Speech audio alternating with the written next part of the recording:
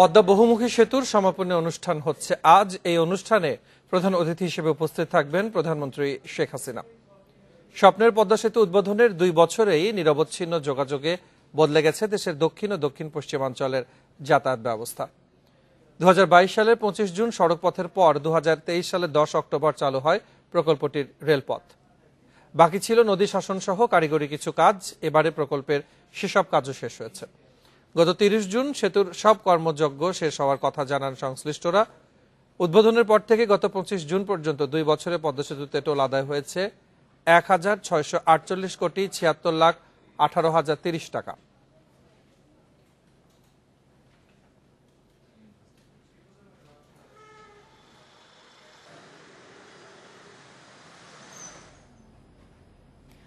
তিস্তা প্রকল্পের কাজ কোন দেশ পাচ্ছে সে সিদ্ধান্ত বাংলাদেশের। এক্ষেত্রে ঢাকার যে কোনো সিদ্ধান্তকেই সম্মান জানাবে বেইজিং।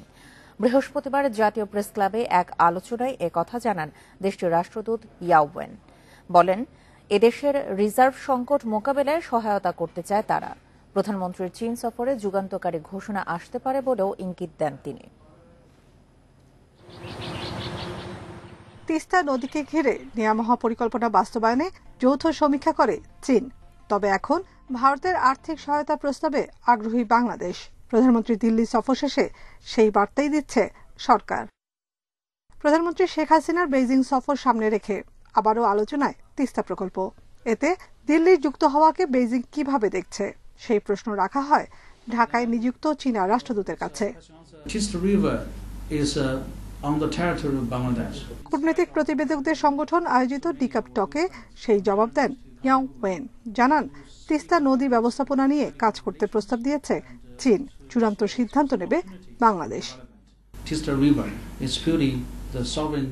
বাংলাদেশ সরকারের প্রস্তাবে তিস্তা প্রকল্প নিয়ে আমরা কাজ করছি। তবে এ প্রকল্প বাস্তবায়ন কে করবে তা বাংলাদেশ সরকারই সিদ্ধান্ত নেবে। আমরা চাই এ প্রকল্প দ্রুত বাস্তবায়ন হোক, কারণ এটি উত্তরাঞ্চলের মানুষের জন্যই প্রয়োজন। প্রকল্পটি নিয়ে বাংলাদেশের সিদ্ধান্তই চূড়ান্ত সিদ্ধান্ত। তাই এ সংক্রান্ত যে কোনো সিদ্ধান্তকেই সম্মান জানাবে চীন। ভারতের সঙ্গে যৌথভাবে তিস্তা প্রকল্প বাস্তবায়নে চীন আগ্রহী কিনা এ প্রশ্নের সরাসরি উত্তর এড়িয়ে রাষ্ট্রদূত জানান, চীন প্রস্তুত, তবে সিদ্ধান্ত নিতে হবে বাংলাদেশকে। আরেক প্রশ্নের উত্তরে ইয়াও ওয়েন বলেন, বাংলাদেশের রিজার্ভ সংকট মোকাবিলায় পাশে থাকতে চায় চীন। রিজার্ভ সংকট মোকাবেলায় নতুন ধরনের প্রস্তাব নিয়ে 2 দেশের মধ্যে আলোচনা চলছে। এটি বেইজিং এর জন্য প্রথম। তবে আমরা বাংলাদেশকে সহযোগিতা করতে চাই। আশা করছি প্রধানমন্ত্রীর চীন সফরকালে এ বিষয়ে যুগান্তকারী সিদ্ধান্ত আসবে। চীন নেতৃত্বাধীন জোট জিডিআই এর দরজা বাংলাদেশের জন্য উন্মুক্ত। ঢাকা চাইলে এতে যুক্ত হতে পারে বলেও মন্তব্য করেন চীনের রাষ্ট্রদূত। নাফিজুদ্দৌলা, ইন্ডিপেন্ডেন্ট নিউজ, ঢাকা। কোটা বিষয়ে হাইকোর্টের রায় স্থগিত করেনি সুপ্রিম কোর্ট। এমনকি পূর্ণাঙ্গ রায় হাতে পাওয়ার আগে আপিল শুনানি করতে নারাজ দেশের সর্বোচ্চ আদালত। ফলে এখনো বহাল রয়েছে সরকারি চাকরিতে 30% মুক্তিযোদ্ধা কোটা। হাইকোর্টের পূর্ণাঙ্গ রায় প্রকাশের পর রাষ্ট্রপক্ষকে আবারও নিয়মিত আপিলের নির্দেশ আপিল বিভাগের। বৃহস্পতিবার সকালে প্রধান বিচারপতির এজলাসের দিকেই যেন ছিল সবার নজর। সরকারি চাকরির প্রথম ও দ্বিতীয় শ্রেণীতে 30% মুক্তিযোদ্ধা কোটা বহাল থাকছে নাকি বাতিল হচ্ছে, সেই প্রশ্নের উত্তর জানতে উদ্গ্রীব ছিল উভয় পক্ষ। কিন্তু এ বিষয়ে শুনানির শুরুতেই মুক্তিযোদ্ধা কোটার পক্ষের এক আইনজীবী তাদের জ্যেষ্ঠ অন্য আইনজীবী দেশে না থাকায় শুনানির জন্য সময় চান। সাথে সাথে অ্যাটর্নি জেনারেল কোটা বাতিলের দাবিতে চলমান আন্দোলনের প্রসঙ্গ তুলে তখনই শুনানির জন্য অনুরোধ করেন। কিন্তু তাতে সাড়া দেননি 6 বিচারপতির আপিল বেঞ্চ। অ্যাটর্নি জেনারেল সাহেব তার আর্জেন্সির কথা বলে আসলে নিয়োগ প্রক্রিয়ার মধ্যে সমস্যা হচ্ছে, আবার অপরদিকে বাহিরে আন্দোলন চলছে। কোর্ট মন্তব্য করলেন বলে বাহিরের আন্দোলনের আলোকে তার এখানে অর্ডার হবে না বা রায় হবে না, এটা কেন হচ্ছে, এটা কারা করতেছে? তখন অ্যাটর্নি জেনারেল বলে না, এটা আমাদের নিয়ন্ত্রণের বাইরে, স্টুডেন্টরা এটা করতেছে। এ সময় হাইকোর্টের পূর্ণাঙ্গ রায়ের কপি পাওয়ার পর আবারও আপিল করার নির্দেশ দেয় আদালত। আইটেম 8 হিসেবে এটা ছিল। ইতিপূর্বে চেম্বার জজে সেখানে কোনো স্টে ছিল না। যে মুক্তিযোদ্ধা কোটা যে 30% সেটা বহাল ছিল এবং এটা বহালই থাকবে যে পর্যন্ত ফাইনাল শুনানি না হবে। গত ৫ জুন প্রথম ও দ্বিতীয় শ্রেণীতে সরকারি চাকরিতে ৩০% মুক্তিযোদ্ধা কোটা বাতিলের সরকারি প্রজ্ঞাপন অবৈধ ঘোষণা করে রায় দেয় high court. Zahidul Bashar, independent news, Dhaka. Quota বাতিলের দাবিতে আগামী রোববার সব বিশ্ববিদ্যালয়ে ক্লাস পরীক্ষা বর্জন করবেন শিক্ষার্থীরা।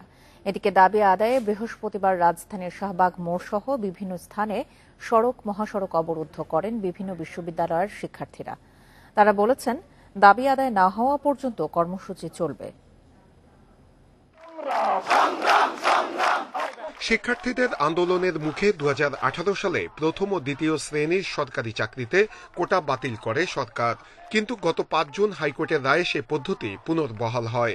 এই রায়ের বিপক্ষে বৃহস্পতিবার আপিল শুনানি হওয়ার কথা থাকলেও তা হয়নি। এদিকে কোটা বাতিলের দাবিতে বৃহস্পতিবার সকালে ঢাকা বিশ্ববিদ্যালয়ের কেন্দ্রীয় গ্রন্থাগারের সামনে থেকে বিক্ষোভ মিছিল বের করেন শিক্ষার্থীরা। পরে শাহবাগ মোড় 6 ঘন্টা অবরুদ্ধ করে রাখেন। আমার সোনার বাংলায় বৈষম্যের ঠাঁই নাই। 56% যে কোটা, এই কোটাটা যেন না থাকে, এরকমটাই আমাদের আন্দোলনের মূল বক্তব্য। একই দাবিতে জাহাঙ্গীরনগর বিশ্ববিদ্যালয়ের শিক্ষার্থীরা ঢাকা আরিচা মহাসড়ক 1 ঘন্টা অবরোধ করেন, আর বরিশাল কুয়াকাটা সড়ক অবরোধ করেন বরিশাল বিশ্ববিদ্যালয়ের শিক্ষার্থীরা।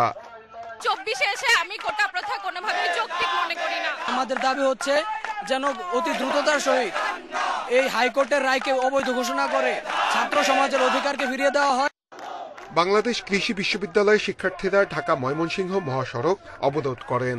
একই সময়ে জামালপুর এক্সপ্রেস ট্রেনও অবরোধ করেন। আর কুমিল্লা বিশ্ববিদ্যালয়ের শিক্ষার্থীদের অবরোধে ঢাকা চট্টগ্রাম মহাসড়কে অন্তত 5 কিলোমিটার যানজট তৈরি হয়। আন্দোলনকারীরা জানিয়েছেন, আগামী রোববার সব বিশ্ববিদ্যালয়ে ক্লাস পরীক্ষা বর্জন করবেন তারা। নির্বাহী বিভাগের ইচ্ছাকৃত প্রহসন এবং কোর্টের দীর্ঘসূত্রিতার মধ্যে মেধাবীরা অধিকার বঞ্চিত হচ্ছে। শনিবার বিকেলে সব বিশ্ববিদ্যালয়ে হবে বিক্ষোভ মিছিল। নূরে আলম, ইন্ডিপেন্ডেন্ট নিউজ, ঢাকা। কোটা বিরোধী আন্দোলনের সমন্বয়ক সার্জিস আলমকে হল থেকে বের করে দেওয়ার অভিযোগে ঢাকা বিশ্ববিদ্যালয়ের 21 হলের সামনে বিক্ষোভ করেছে শিক্ষার্থীরা। গত রাত 12টায় হলের সামনে রাস্তা আটকে বিক্ষোভ করেন তারা। বিক্ষোভকারীদের অভিযোগ, চলমান কোটা বিরোধী আন্দোলনের অন্যতম সমন্বয়ক সার্জিস আলমকে হল থেকে বের করে দেয় ছাত্রলীগের নেতাকর্মীরা। যদিও অভিযোগ অস্বীকার করেছেন ছাত্রলীগের শীর্ষ নেতারা, তাদের দাবি সার্জিসকে হল থেকে বের করে দেওয়ার ঘটনাটি সঠিক নয়। এ বিষয়ে সার্জিস গণমাধ্যমকে জানান, ভুল বোঝাবুঝির কারণেই ঘটেছে এমন ঘটনা। জানান, রাতে হলে থাকতে তার কোনো সমস্যা নেই।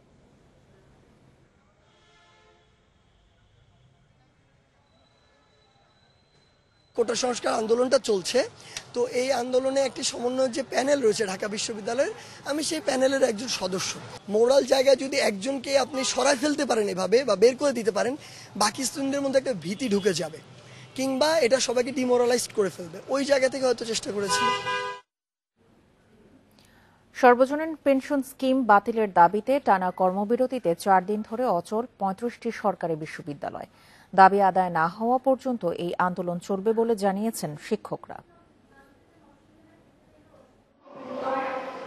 সর্বজনীন পেনশন প্রত্যয় স্কিম বাতিলের দাবিতে টানা 4র্থ দিনের মতো কর্মবিরতি পালন করেছেন সরকারি বিশ্ববিদ্যালয়ের শিক্ষকরা। বন্ধ রয়েছে ক্লাস পরীক্ষা সহ প্রশাসনিক কার্যক্রম। বৃহস্পতিবার দুপুরে ঢাকা বিশ্ববিদ্যালয়ের কলাভবনের সামনে অবস্থান কর্মসূচি পালন করেন শিক্ষকরা। এ সময় তারা জানান, এই পেনশন স্কিমের কারণে 1 জুলাই থেকে যোগ দেওয়া শিক্ষকরা অবসরের পর এককালীন টাকা ও অন্যান্য সুবিধা পাবেন না। কোনো অবস্থায় বিশ্ববিদ্যালয়ে একটি অরাজকতার পরিবেশ তৈরি হয়। সুতরাং যত দ্রুত আমি আহ্বান করব, আপনারা আমাদের যে দাবিগুলো আছে, দাবিগুলো আপনারা সমাধান করুন, আমাদের সাথে বসুন। অন্যান্য বিশ্ববিদ্যালয়ের শিক্ষকরাও একই সময়ে অবস্থান কর্মসূচি পালন করেন। শিক্ষকরা জানান, যত দ্রুত দাবি মানা হবে তত দ্রুত ক্লাসে ফিরে যাবেন তারা। আমরা শিক্ষক সমাজ চাবো যে অতি সত্বর আমাদের সাথে বসে একটা যৌক্তিক সমাধান সরকার করবে। যতদিন পর্যন্ত আমাদের দাবি আদায় না হবে ততদিন পর্যন্ত আমরা আন্দোলন অব্যাহত রাখব। এদিকে শিক্ষক নেতাদের সাথে আওয়ামী লীগের সাধারণ সম্পাদক ও সেতু মন্ত্রী ওবায়দুল কাদেরের বৈঠক হওয়ার কথা থাকলেও পদ্মা সেতু সংক্রান্ত সভার কারণে তা স্থগিত হয়। প্রধানমন্ত্রীর বিশেষ সহকারী আমাদের বিপ্লব বড়ুয়া সাহেব বলেছেন যে আজকে আপনাদের সভাটি হওয়ার কথা ছিল, এটা আজকে স্থগিত করা হলো।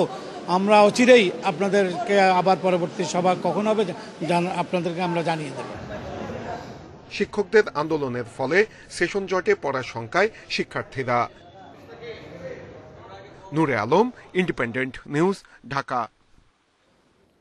ঊর্ধ্বতন কর্মকর্তার চাপে এক নারী চিকিৎসককে মামলায় ফাঁসিয়েছিল র্যাব। ওই কর্মকর্তাকে খুঁজে বের করতে স্বরাষ্ট্র মন্ত্রণালয়কে 3 মাসের মধ্যে একটি তদন্ত কমিটি করার নির্দেশনা দিয়েছে সর্বোচ্চ আদালত। ভুক্তভোগী ওই নারী চিকিৎসক জানান, বাসা থেকে তুলে নিয়ে 5 দিন ধরে নির্যাতন করে সংস্থাটি। এরপর তার বিরুদ্ধে দেয়া হয় 3 মামলা। শিকাগো স্কুল অব প্রফেশনাল সাইকোলজির পিএইচডি গবেষক ছিলেন ডাক্তার ইশরাত আলম ঈশিতা। তিনি যুক্তরাষ্ট্রের আরও 3টি বিশ্ববিদ্যালয়ে ফুল স্কলারশিপও পান। করোনার কারণে যুক্তরাষ্ট্রে যেতে না পারায় পড়াশোনা করেন অনলাইনে। ঠিক তখনই 2021 সালের 28শে জুলাই বাসা থেকে তুলে নিয়ে যায় র্যাব। শুধু তাই নয়, সংস্থাটির হেডকোয়ার্টারে তাকে 5 দিন রেখে নির্যাতনের অভিযোগ করেন তিনি। তাদের কথাটাই ছিল এই পা নিয়ে যেন বাসায় ফিরতে না পারো সেই ব্যবস্থা করব। এই পায়েই তারা ওই যে মোটা টাইপের একটা স্টিকের মতো থাকে যে রোডের মতো, ওটা দিয়ে বারবার আমাকে পায়ে আঘাত করছে। এরপর 1 আগস্ট তাকে নিয়ে আসা হয় গণমাধ্যমের সামনে।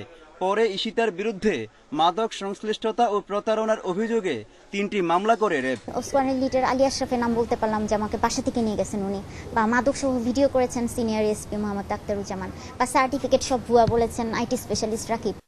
ডিজিটাল নিরাপত্তা আইনের মামলায় 1 বছরের সাজা খেটে উচ্চ আদালতে আপিল করে ঈশিতা। 4 মাস পর রায়ে উচ্চ আদালত বলেন, কোনো এক অজানা ঊর্ধ্বতন কর্মকর্তার চাপে তাকে মামলায় ফাঁসানো হয়েছে। জড়িতদের 3 মাসের মধ্যে খুঁজে বের করতে স্বরাষ্ট্র মন্ত্রণালয়কে তদন্ত কমিটি করার নির্দেশ দিয়েছে সর্বোচ্চ আদালত। একই সঙ্গে ঈশিতাকে খালাস দেয় আদালত। 2টো মামলা হয়েছে সাথে সাথে, আর একটা মামলা হয়েছে প্রায় 13-14 ঘন্টা পরে। তো আপনি অ্যারেস্ট হইলেন, তারপর আপনি আবার অপরাধ করে আপনাকে অ্যারেস্ট করা হলো, এটা কিভাবে সম্ভব? বিষয়টি নিয়ে তদন্ত চলায় সংস্থাটির পক্ষ থেকে কেউ কথা বলতে চায়নি। তবে মানবাধিকার কর্মীরা বলছেন, এই ধরনের ঘটনায় দৃষ্টান্তমূলক বিচার হওয়া উচিত। তারা উঠিয়ে নেওয়ার পর আর ফেরত আসছে না, এরকম অভিযোগ আছে এবং এই ধরনের বহু অভিযোগ আছে। তো আমরা দাবি তুলেছি যে একটা কমিশন গঠন করা হোক, যে কমিশন তথ্য অনুসন্ধান করবে, তদন্ত করবে। বাকি 2 মামলার নিষ্পত্তি না হওয়ায় দেশের বাইরে পড়তে যেতে পারছেন না এই চিকিৎসক। Mohammad Omar Faruk, Independent news, Dhaka. আইনজীবীর বিরুদ্ধে আদালতের এক কর্মচারীর করা মামলার জেরে অস্থিরতা বিরাজ করছে জয়পুরহাটের আদালত পাড়ায়। এ ঘটনার পর আদালত বর্জন করেছেন আইনজীবীরা। এতে অচলাবস্থা দেখা দিয়েছে বিচার কাজে। প্রায় 2 সপ্তাহ ধরে এই কর্মসূচির কারণে ভোগান্তিতে পড়েছেন বিচার প্রার্থীরা। গত 3 জুন জয়পুরহাট যুগ্ম জেলা ও দায়রা জজ আদালত 2-এর বেঞ্চের সহকারী নায়েম হোসেনের কাছে আইনজীবী সাক্ষ্য চৌধুরীর সহকারী আইনজীবী একটি মামলার নথির ফটোকপি চান। জাবেদা নকল ছাড়া কোনো কপি দেওয়া যাবে না জানালে নাইমকে মারধর করেন ওই আইনজীবী। এই বিষয়ে আদালতে মামলা করেন নাইম। কোনো কপি দেওয়া যাবে না জানালে নাইমকে মারধর করেন ওই আইনজীবী। এই বিষয়ে আদালতে মামলা করেন নাইম। কোনো মামলার ফটোকপি দেওয়া নিষেধ থাকায় এবং আমার অফিস কর্তৃপক্ষের নিষেধ থাকায় আমি উক্ত মামলার ফটোকপি দিতে দ্বিধাবোধ করি এবং নিষেধ করি। তৎক্ষণাৎ গোলাম আল মোর্শেদ সাক্ষ্য চৌধুরী এবং প্রিয়ম নামক ব্যক্তি আমার উপর নির্মম অত্যাচার এবং নির্যাতন শুরু করে, শারীরিক নির্যাতন শুরু করে। আইনজীবী সাক্ষ্য চৌধুরীর দাবি, কথা কাটাকাটির জেরে উভয়ের মধ্যে ধাক্কাধাক্কি হয়েছে মাত্র। এই ঘটনায় মামলা অপ্রত্যাশিত। সে বেঞ্চ সহকারী আমাকে ধাক্কা মারে, আমাকে ধাক্কা মারতে মারতে এজলাস কক্ষ থেকে বের করে দেওয়ার চেষ্টা করলে আমিও নিজে আত্মরক্ষার্থে তাকে ধাক্কা দিই। মামলাটি তুলে নেওয়া সহ নাইমকে প্রত্যাহারের জন্য আবেদন করেন আইনজীবী সমিতি। তা গ্রহণ না করায় আদালত বর্জন শুরু করেন আইনজীবীরা। তাকে সময় দেওয়া হয়েছিল 7 কার্য দিবসের মধ্যে। এই মামলাটা যদি প্রত্যাহার করা না হয় তাহলে কোর্ট বর্জনের সিদ্ধান্ত গৃহীত হয়েছে। এই কারণে আমরা 24/6/2024 তারিখ থেকে আমাদের এই জেলা ও দায়রা জজ মহোদয়ের অফিস আপনার কোর্ট বর্জন চলছে। আদালতের প্রশাসনিক কর্মকর্তা জানিয়েছেন, একজন বেঞ্চ সহকারী ও আইনজীবীর মধ্যে এই ধরনের ঘটনা দুঃখজনক। আর আদালত বর্জন করে বিচার প্রার্থীদের দুর্ভোগে ফেলা নিয়ে প্রশ্ন তোলেন তিনি। উকিল সাহেব, তারপর মোহরার সংশ্লিষ্ট বিচার প্রার্থীদের নিয়ে আমাদের চাকরি, তারা যদি এরকম হুমকি প্রদর্শন করেন তাহলে আমরা নিরাপত্তা অভাব বোধ করছি। আদালতে শৃঙ্খলা রক্ষা ও নিরাপত্তার স্বার্থে দোষীদের শাস্তির দাবি জানিয়েছেন কর্মকর্তা কর্মচারীরা। Independent news. এ নিয়ে আরো জানাতে জয়পুরহাট থেকে যোগ দিচ্ছেন আমাদের সহকর্মী আবেদুল মোমেন মুনি। মুনি, বিচার কাজে 2 সপ্তাহ ধরে অচলাবস্থা তৈরি হয়েছে, এই সংকট নিরসনে কি কোনো উদ্যোগ নেওয়া হচ্ছে?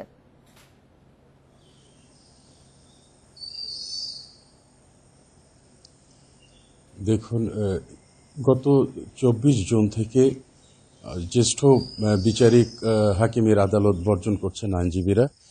তো এই ব্যাপারে বিশেষ করে গোয়েন্দা সংস্থার পক্ষ থেকে আমরা যতটুকু জেনেছি যে গোয়েন্দা সংস্থার পক্ষ থেকে এবং জেলা পুলিশের পুলিশ প্রশাসনের পক্ষ থেকে একটি উদ্যোগ নেওয়া হয়েছিল, কিন্তু এখন পর্যন্ত কোনো তার বাস্তবায়ন হয়নি এবং এখন পর্যন্ত কিন্তু আদালত বর্জনের গতকাল পর্যন্ত আদালত বর্জন কিন্তু বহাল ছিল এবং এই আদালত বর্জন বহাল থাকা অবস্থায় বিশেষ করে বিচারিক যে সমস্ত কার্যক্রম আছে সেগুলো কিন্তু পরিচালনা করেছেন জ্যেষ্ঠ বিচারিক হাকিম। তিনি কিন্তু আদালতের কার্যক্রম চালিয়েছেন এবং বিবাদী পক্ষের আইনজীবীদের ছাড়াই কিন্তু বিশেষ করে তিনি উভয় পক্ষের শুনানি অংশগ্রহণেতে কিন্তু এই সমস্ত বিচারিক কার্যক্রম করেছেন এবং মোটামুটি রাখছেন। তারপরেও আদালতের কার্যক্রম সচল রাখার চেষ্টা করছেন। তারপরেও কিন্তু এই বিষয়টি এখন পর্যন্ত সুরাহার প্রয়োজন মনে করছেন বিশেষ করে যারা বিচারপ্রার্থীরা কিন্তু এটা তারা চাচ্ছিলেন যে দ্রুত এই সমস্যার সমাধান হলে তাদের জন্য সুবিধা। এ ব্যাপারে বিশেষ করে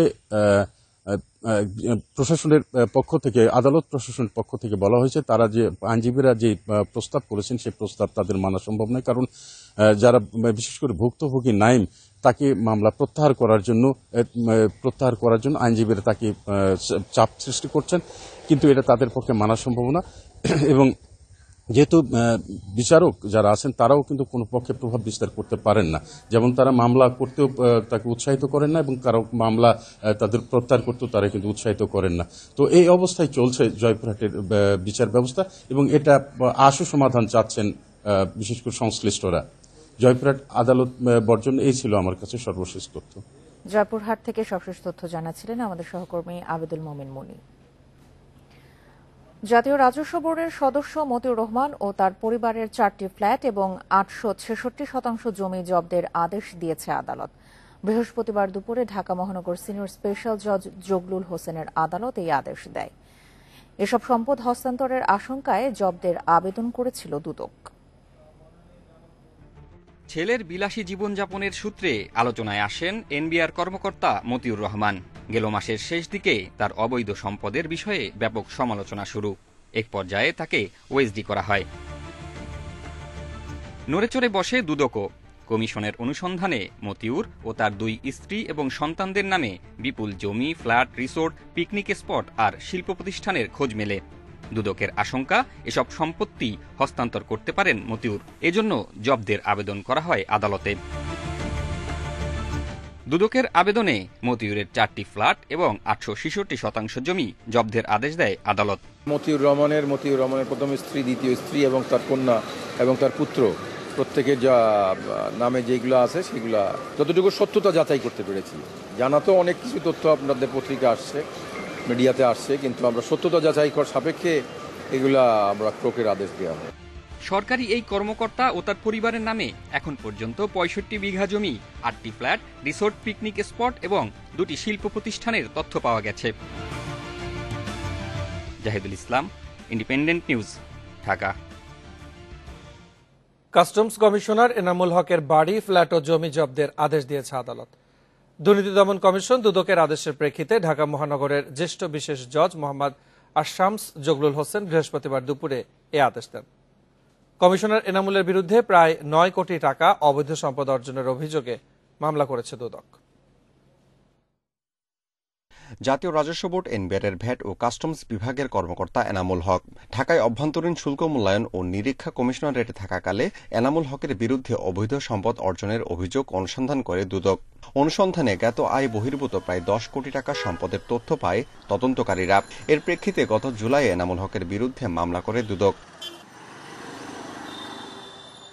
বিচার চলাকালে এনামুল হক সম্পদ বিক্রি করে দেওয়ার চেষ্টা করেছেন বলে আশঙ্কা দুদক কর্মকর্তাদের। তিনি যেন বিক্রি বা হস্তান্তর করতে না পারেন সেই জন্য সম্পদ জব্দে আদালতে আবেদন করে দুদক। সংস্থাটির আইনজীবী মীর আহমেদ আলী সালাম জানিয়েছেন, আবেদন গ্রহণ করেছেন আদালত। আদালতের আদেশ অনুযায়ী জব্দের তালিকায় আছে ঢাকার বসুন্ধরার জি ব্লকে এনামুল হকের 9তলা বাড়ি, বনানী ও কাকরাইলের 2টি ফ্ল্যাট, মোহাম্মদপুর সহ ঢাকায় 3টি বাণিজ্যিক স্পেস ও গুলশানে একটি car parking. Commissioner Enamul Haque BCS 13 ব্যাচের কর্মকর্তা। বাণিজ্য ক্যাডার হিসেবে সরকারি চাকরিতে যোগ দেন তিনি। এরপর বদলি হয়ে আসেন এনবিআর এর কাস্টমস বিভাগে।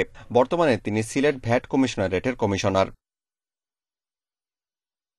Amirul Islam, independent news, Dhaka. শিগগিরই সংশোধন করা হবে সরকারি কর্মচারী আচরণ বিধিমালা ও জাতীয় শুদ্ধাচার কৌশল। সচিব সভার বৈঠক শেষে একথা জানিয়েছেন মন্ত্রিপরিষদ সচিব। তবে 1-2 কর্মকর্তার অপকর্ম বা কোনো একটি অভিযোগ নিয়ে এই বৈঠকে আলোচনা হয়নি বলে জানান তিনি। বর্তমান সরকারের মেয়াদে দ্বিতীয় সচিব সভা অনুষ্ঠিত হয়েছে বৃহস্পতিবার বিকেলে। এতে সভাপতিত্ব করেন মন্ত্রিপরিষদ সচিব মোহাম্মদ মাহবুব হোসেন। প্রায় 2 ঘণ্টার বৈঠক শেষে তিনি জানান, 1979 সালের সরকারি কর্মচারী আচরণ বিধিমালা দ্রুত যুগোপযোগী করে নতুন বিধিমালা চূড়ান্ত করা হচ্ছে।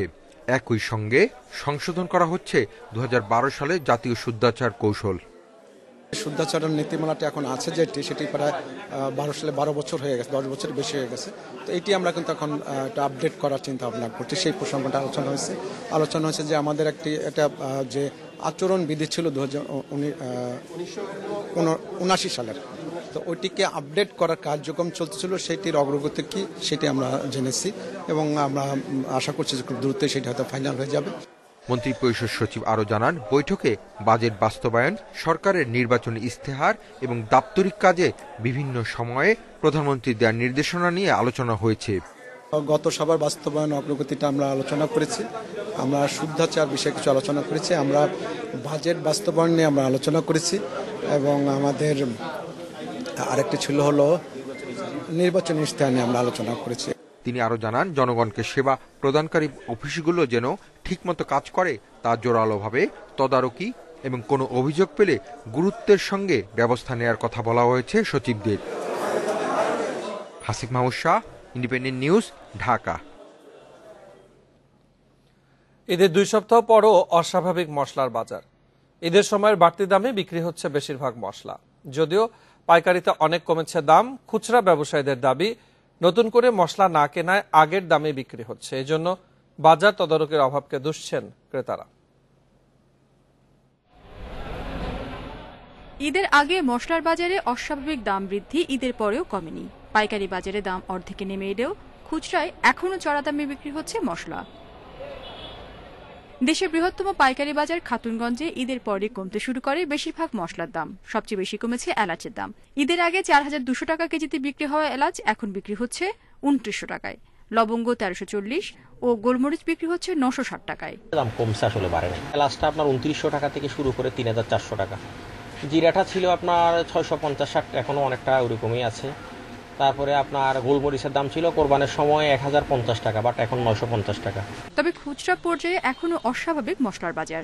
রাজশাহীতে মাঝারি মানের এলাচ বিক্রি হচ্ছে 3500 টাকায়, ভালো মানের এলাচের কেজি 4000 টাকা, লবঙ্গ প্রতি কেজি 1500, এছাড়া দারচিনি 420 টাকা ও জিরা বিক্রি হচ্ছে প্রতি কেজি 670 টাকায়। যখন যে দাম চাচ্ছে সে দামই আমরা বেচছি, কারণ আমরা বাজারের বাইরে তো আমরা যেতে পারবো না। যদি নতুন করে রেট আসে তার আগে কম দিবে, এরপরে সামনে আরেকটু কমার আশা আছে, আরো মাঝে মাঝে একটু কমবে। একই অবস্থা খুলনা ও বরিশালেও। নতুন কোনো পণ্য না আসায় ঈদের সময়ের বাড়তি দামেই বিক্রির কথা জানালেন খুচরা বিক্রেতারা। গোলমরিচ প্রায় কেজিতে 200 টাকা বেড়ে গেছে, জিরার দাম স্থির আছে, আর আদার্স লবঙ্গ মানে আদার্স যে মশলাগুলো আছে সেগুলো ঈদের আগে যা বেড়েছে ঈদের পর আর বাড়ে নাই। আমাদের কাছে যেভাবে দাম রাখে আমরা তো ওইভাবেই কিনে আনি, কিন্তু আমরা তো আমদানি করি না, যারা আমদানি করে তারাই বলতে পারে একমাত্র। বাজার তদারকির অভাবে ব্যবসায়ীরা ইচ্ছামতো দাম হাঁকান বলে অভিযোগ ক্রেতাদের। মনে করেন ঈদের সময় একটু বেশি থাকে, কিন্তু এখন ঈদের থেকে যে ঈদ গেছে তা তো একই দাম তো আর কমতি হয় নাই। এখন ওই স্বাভাবিক ওইটাই রয়েছে, দাম কমেও না আর বাড়েও না। বাজারে নতুন পণ্য এলে মশলার দাম কমবে বলছেন খুচরা বিক্রেতারা। রেশমি নন্দী, ইন্ডিপেন্ডেন্ট নিউজ। মশলার বাজার নিয়ে জানাতে খুলনা ও বরিশাল থেকে যুক্ত হচ্ছেন সহকর্মীরা। প্রথমে খুলনা থেকে জানাবেন সহকর্মী AHM শামীমুজ্জামান। শামীম, খুলনার বাজারে মশলার দাম কেমন দেখছেন এবং ঈদের আগের তুলনায় বর্তমান দর কেমন সেখানে?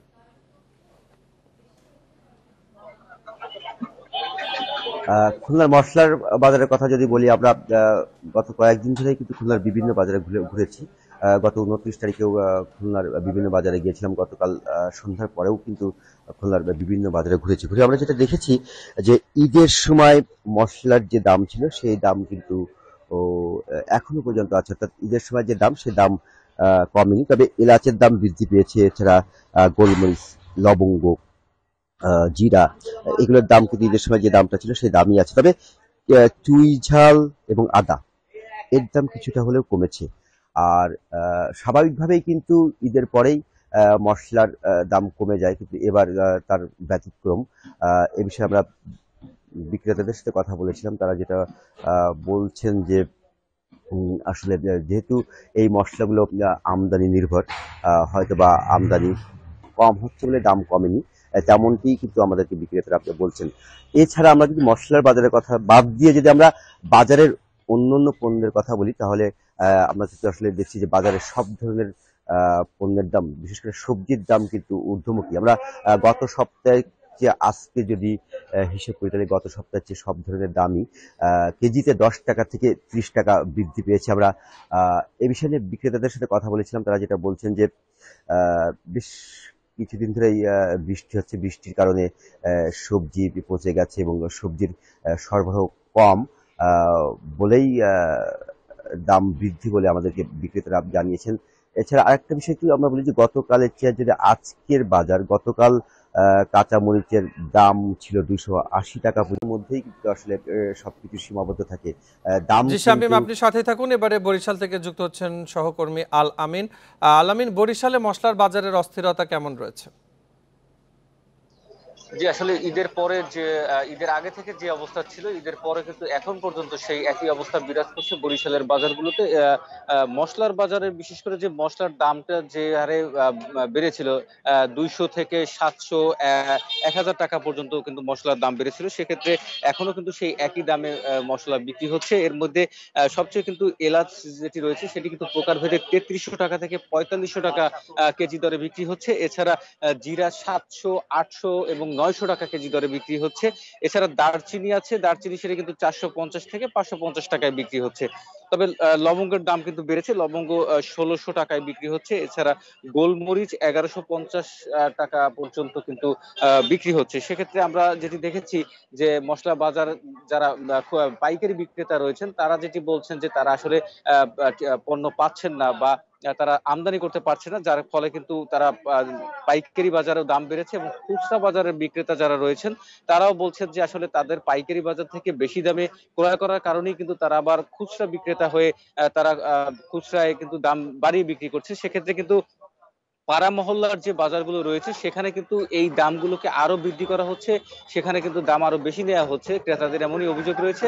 ক্রেতারা যেটি বলছেন যে ঈদ উপলক্ষে যখন একটি পণ্যের দাম বাড়ে তখন তারপরে কিন্তু সেটি কমলো কিনা সেটি কিন্তু পর্যবেক্ষণের জন্য কারো নজরদারি থাকে না, সেই নজরদারিটি বাড়ানোর কিন্তু দাবি জানিয়েছেন। এর পাশাপাশি আমরা দেখেছি বাজারে কিন্তু পেঁয়াজের কেজি কিন্তু এখন 100 টাকা ছাড়িয়েছে। কিছুদিন আগে যে পেঁয়াজ 85 থেকে 90 টাকায় বিক্রি হতো, সেই পেঁয়াজ কিন্তু এখন 100 টাকায় বিক্রি হচ্ছে। তো এই ছিল বরিশাল থেকে আমার কাছে বাজার দরের সর্বশেষ খবর। আলামিন এবং AHM শামীমুজ্জামান, আপনাদের দুজনকে ধন্যবাদ জানাচ্ছি আমাদের সাথে যোগ দিয়ে বিস্তারিত জানানোর জন্য। মেট্রো রেলের ভাড়ায় ভ্যাট বসানোর বিষয়ে একটি কারিগরি কমিটি গঠন করেছে সড়ক পরিবহন মন্ত্রণালয়। আগামী 1 মাসের মধ্যে এই বিষয়ে সিদ্ধান্ত জানাবে কমিটি। বৃহস্পতিবার এই তথ্য নিশ্চিত করেন সড়ক সচিব ABM আমিনুল্লাহ নুরি। ফলে এখনই মেট্রো রেলের ভাড়া বাড়ছে না।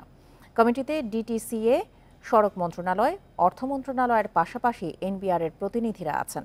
সচিব বলেন, 2 বছর আগে এনবিআর ভ্যাট প্রস্তাব করলেও সে সময় অবস্থার পরিপ্রেক্ষিতে অব্যাহতি দেওয়া হয়। কমিটির সুপারিশের পর ভ্যাটের বিষয়ে চূড়ান্ত সিদ্ধান্ত আসবে। মেট্রো রেলের টিকিটের ওপর ভ্যাট মওকুফের সময়সীমা শেষ হয় গত 30শে জুন। 1 জুলাই থেকে টিকিটের দামের ওপর 15% ভ্যাট আরোপ করে গত 6 জুন আদেশ জারি করে এনবিআর। রাজধানীর পল্লবীতে বাবার মারধরে 8 বছরের শিশুর মৃত্যুর অভিযোগ উঠেছে। ওই শিশুর বাবাকে আটক করে জিজ্ঞাসাবাদ করেছে পুলিশ। শিশুটির মা পল্লবী থানায় মামলা করেছেন। পুলিশ জানিয়েছে শিশুটির নাম জুবায়ের। সে তার বাবা মোহাম্মদ সেলিমের সঙ্গে মিরপুর 11 নম্বরের পলাশনগর এলাকায় থাকত। কিছুদিন আগে শিশুটির মায়ের সঙ্গে তার বাবার বিচ্ছেদ হয়। বাচ্চার দায়িত্ব নিয়ে প্রায়ই বাবা মায়ের ঝগড়া হতো। বুধবার রাতে শিশু জুবায়েরকে মারধর করেন তার বাবা সেলিম। এতে শিশুটি অসুস্থ হয়ে পরে প্রতিবেশীদের চাপের মুখে বৃহস্পতিবার সকালে তাকে কুর্মিটোলা হাসপাতালে নিয়ে যান সেলিম।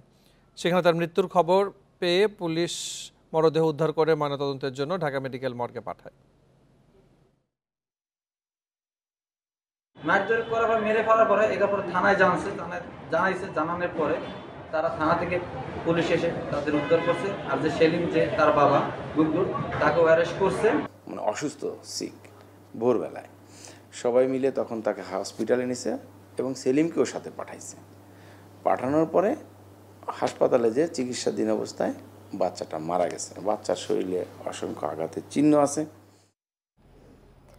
পাবনার ঈশ্বরদীতে প্রাইভেট কার গাছের সঙ্গে ধাক্কা লেগে 5 বন্ধু নিহত হয়েছেন। আহত হয়েছেন 2 জন। প্রত্যক্ষদর্শীরা জানায়, গুড়ি গুড়ি বৃষ্টি ও অতিরিক্ত গতির কারণেই ঘটেছে এই দুর্ঘটনা। ধাক্কায় দুমড়ে মুচড়ে যায় প্রাইভেট কারটি। বৃহস্পতিবার সন্ধ্যায় পাবনার ঈশ্বরদীতে প্রাইভেট কারে করে ঘুরতে বেরিয়েছিলেন একই গ্রামের 7 জন। ঘোরাঘুরি শেষে রাত 9টার দিকে আজমপুর গ্রামে ফিরছিলেন তারা। পথে পাবনা ঈশ্বরদী মহাসড়কের দাসুরিয়া সুগার মিল এলাকায় প্রাইভেট কারটি নিয়ন্ত্রণ হারিয়ে গাছের সঙ্গে ধাক্কা লাগে। স্থানীয়রা জানান, বৃষ্টিতে অতিরিক্ত গতির কারণে প্রাইভেট কারটি নিয়ন্ত্রণ হারিয়ে দুমড়ে মুচড়ে যায়। প্রাইভেট কার তার নিজের গতি বা নিয়ন্ত্রণ হারিয়ে একটি গাড়ি মানে গাছের সাথে বাড়ি খেয়ে তারা পুরো দুর্মূল মুছতে যায়। ঘুরে নিয়ে বৃষ্টি পড়তে লাইছিল, খুব দূরত্ব আসতে লাইছিল। আসার পরে এই নিয়ন্ত্রণ হারা গেছে, মানে ব্রেক মিস। খবর পেয়ে পুলিশ ও ফায়ার সার্ভিস উদ্ধার কাজ শুরু করে। আহতদের পাঠানো হয় সদর হাসপাতালে। তৎক্ষণাৎ এখানে এসে ভিতর থেকে আমরা স্পট ডেথ 3 জন লাশ উদ্ধার করি, আর 4 জনকে উদ্ধার করে ঈশ্বরদী পাবনা সদর হাসপাতালে প্রেরণ করি। প্রাইভেট কার ব্রেক ফেল করে এক ডোবাতে পড়ে যায়। গাছের সাথে ধাক্কা খেয়ে গাড়ি দুমড়ে মুচড়ে হয়ে যায়। নিয়ন্ত্রণের খাতে পড়ে গেছে। তখনই তারা এই গাড়ি সার্চ করতে থাকে এবং সার্চ করে দেখে যে কিছু লোক আটকা আছে। তাদেরকে উদ্ধার করে দেখতে পায় যে 3 জন ডেড বডি আর 4 জন লোককে আমরা জীবিত উদ্ধার করি। তার মধ্যে 2 জন অচেতন অবস্থায় আছে। তাদেরকে আমরা মেডিকেলে আমাদের অ্যাম্বুলেন্স যোগে হস্তান্তর করি আর কি। নিহতদের বয়স 14 থেকে 27 বছরের মধ্যে। Independent news. দখলের মুখে গাজী কালু চম্পাবতী স্মৃতি বিজড়িত দিঘি ও রাজপ্রাসাদ। জলমহল হিসেবে দিঘিটি লিজ নিয়ে ভোগ দখল করছে একটি চক্র। ঝিনাইদহের 12 বাজার এলাকার স্থানীয় জনপ্রতিনিধিদের অভিযোগ, প্রায় 100 একরের এই জায়গা বেহাত হয়ে যাচ্ছে। গাজী কালুর মাজারে গা ঘেঁষা 4 কোনা এই জলাশয়ের নাম বীর দিঘি। কথিত আছে, মুকুট রাজার প্রাসাদ সুরক্ষায় পরীক্ষা ছিল এটি। লোককথা অনুযায়ী এই মুকুট রাজাকে পরাজিত করেই রাজকন্যা চম্পাবতীকে বিয়ে করেন গাজী পীর। আমৃত্যু তারা এখানেই ছিলেন ভাই কালু পীরকে সঙ্গে নিয়ে। প্রাসাদের দক্ষিণে তাদের কবর, আর সেই দিঘির মাঝখানেই কালের সাক্ষী হয়ে আছে প্রাসাদের ভগ্নাবশেষ। তবে প্রাসাদ ঘিরে থাকা এই দিঘির তত্ত্বাবধানে নেই প্রত্নতাত্ত্বিক অধিদপ্তর, আর এতেই ভোগ দখল করছে একটি মহল। আমরা দেখতাম যে এখানে এই বিল্ডিং ছিল, ভাঙাচুরো আর কি, এইসব ঘরদূর পড়েছিল ওই মাঝামাঝি। এনাদেরকে বলা হয়েছে মূল খতিয়ানপত্র দেখাতে আমাদেরকে। আমি এমপি মহোদয়কে বলা হয়েছে। 3 সাধকের স্মৃতি বিজড়িত এই জায়গাটি দখল হওয়ার শঙ্কার কথা জানাচ্ছেন গাজী কালু মাজারের ভক্ত খাদেমরা। গাজী কালুর পাড়ি টাড়ি দিয়ে 101 বিঘে সম্পত্তি এই গাজীর নামের পারে। আমরা ছোটবেলার থেকে জেনে আসি যে এটা গাজীর সম্পত্তি। এটা এখন ব্যক্তি এক একজন ভোগ দখল করে খাচ্ছে। তবে এই নিয়ে প্রত্নতত্ত্ব অধিদপ্তরের বক্তব্য, ঐতিহাসিক এই স্থানটি তাদের তালিকাভুক্ত নয়, সে কারণেই জলমহল হিসেবে দিঘিটি ইজারা দিয়েছে জেলা প্রশাসক। দিঘিটা আমাদের না, আমাদের ভিতরে তালিকাভুক্ত আমরা করি নাই, যেহেতু জলমহল ওটা প্রশাসনের সাথে আপনি একটু কথা বলে দেখতে পারেন।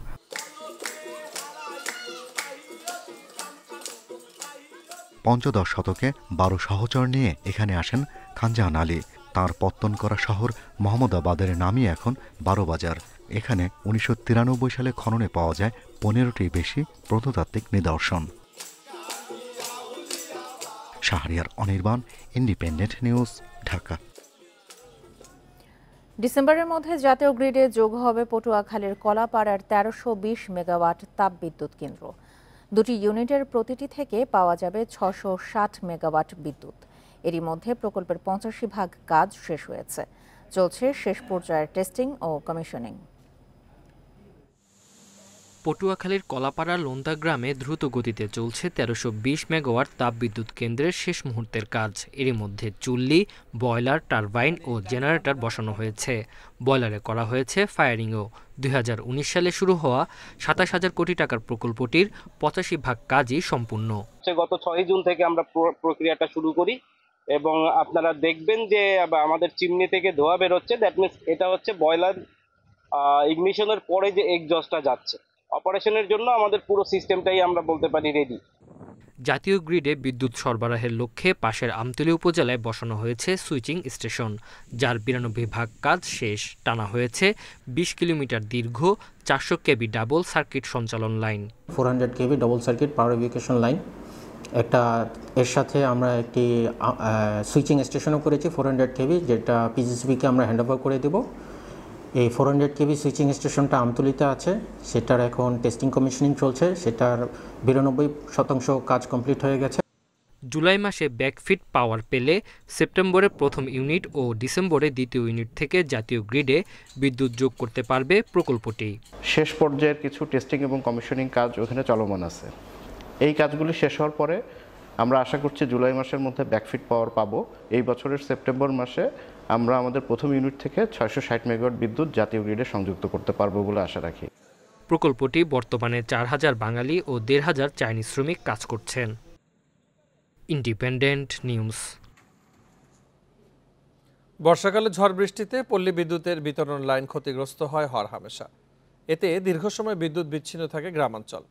বিশেষজ্ঞরা বলছেন শতভাগ বিদ্যুতায়ন দুর্বল অবকাঠামোতে চাপ বাড়িয়েছে। তাই বিতরণ ব্যবস্থা শক্তিশালী করতে বিশেষ বরাদ্দের পরামর্শ তাদের।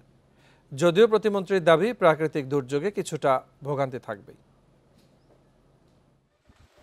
দেশের 462টি উপজেলায় বিদ্যুৎ সরবরাহ করে পল্লী বিদ্যুতায়ন বোর্ড। 85,000-এর বেশি গ্রামে বিদ্যুৎ বিতরণে লাইন নির্মিত হয়েছে 5,37,000 কিলোমিটার। গ্রাহক আছে 3.5 কোটির বেশি। কিন্তু এই বড় ভোক্তা শ্রেণীর বিদ্যুৎ সেবার অভিজ্ঞতা সবচেয়ে খারাপ। উৎপাদন ঘাটতিতে তারাই লোডশেডিংয়ের কবলে পড়ে বেশি।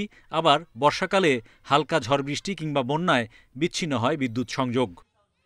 ঝড় বৃষ্টি হয় তাহলে খাম্বা সহ পড়ে যায়। সেই খাম্বাগুলো ঠিক করার জন্য পল্লী বিদ্যুতের 3-4 দিন হলেও ঠিক করে নাই। বন্যাতে তার পরি গেছে গা, থাম্বা পরি গেছে গা, এলে ঝামেলা কারেন্ট আসে না। তার ছিঁড়ে গেলে, ডালপালা পড়লে, ট্রান্সমিটার বাস্ট হলে আমরা যদি অভিযোগ দিই, এটার জন্য আমাদেরকে অনেক ভোগান্তির মধ্যে ফেলায়। পল্লী বিদ্যুতের মাধ্যমে 10,000 মেগাওয়াট বিতরণ হলেও সিস্টেম লস হয় 9% মতো। বিশেষজ্ঞদের মতে দীর্ঘদিন ধরেই তাদের অবকাঠামো দুর্বল। দ্রুত ত্রুটি শনাক্তে প্রযুক্তির ব্যবহার, টেকসই পুল স্থাপন ও লাইন সংস্কারে বাজেটে প্রয়োজনীয় বরাদ্দ রাখার পরামর্শ তাদের। আরো বেশি টাকা বরাদ্দ করা ছাড়া আর কিছুই নেই, কারণ এখানে আমাদেরকে এইসব লাইনগুলোকে উন্নয়ন করতে হবে।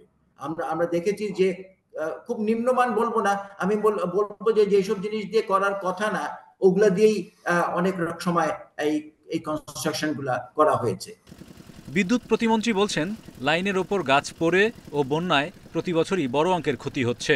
তবে পল্লী বিদ্যুতের কর্মীরা গ্রাহক সেবায় সচেষ্ট। সাবস্টেশনে যে বন্যার মধ্যে সিলেটে পানি উঠে গেছে, আবার এগুলিকে মেরামত করতে হবে। এই যে একটা ন্যাচারাল ক্যালামিটির মধ্যে আমাদের থাকতে হয় প্রতি বছর এই সময়টায়, এটা আমাদেরকে বিয়ার করে নিতে হবে। কিছুটা সমস্যা দেখা দিবে। ২০২৮ সালের মধ্যে নিরবচ্ছিন্ন বিদ্যুৎ সরবরাহে আশাবাদী পল্লী বিদ্যুতায়ন বোর্ড। সংস্থাটি জানায় বিতরণ লাইন আধুনিকায়নে চলছে একাধিক প্রকল্প। Hari Saha, independent news, Dhaka. এই ছিল এখনকার সংবাদ। এছাড়া ইন্ডিপেন্ডেন্ট টেলিভিশনের সব খবর আরও বিস্তারিত জানতে চোখ রাখুন ফেসবুক, ইউটিউব এবং এক্সে। ধন্যবাদ সবাইকে। আমন্ত্রণ পরের আয়োজনে।